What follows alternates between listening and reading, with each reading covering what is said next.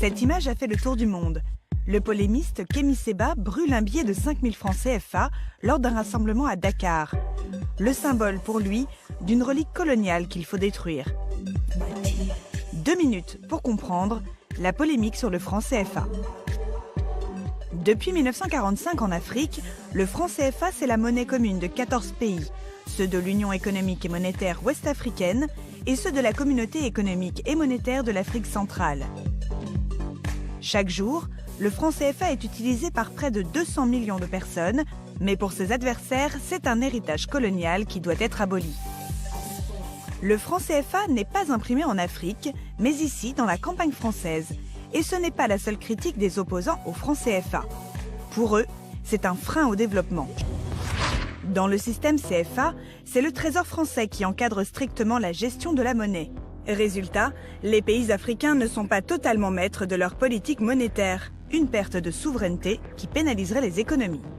Depuis 50 ans, la croissance moyenne des pays de la zone CFA a été de 1,4% par an contre 2,5% pour le reste de l'Afrique subsaharienne. Mais le principal problème pour les adversaires du franc CFA est ailleurs. En effet, la France s'engage à rendre convertible le franc CFA dans n'importe quelle monnaie et de façon illimitée. Mais ce n'est pas sans condition. En contrepartie, les pays africains s'engagent à déposer 50% des réserves de change sur des comptes d'opération auprès du Trésor français. Cela représente entre 15 et 18 milliards d'euros selon les années, de l'argent qui pourrait être utilisé ailleurs selon les détracteurs du franc CFA.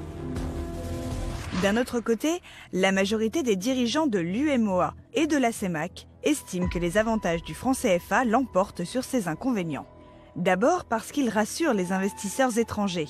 La garantie illimitée de la France, c'est l'assurance pour eux de retrouver leurs avoirs.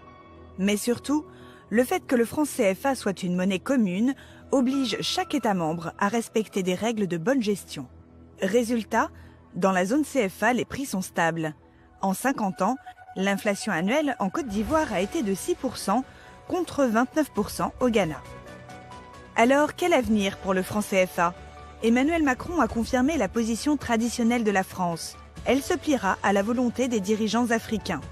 Au sein de la CEDEAO, le débat sur la création d'une monnaie unique n'a jamais été aussi vif.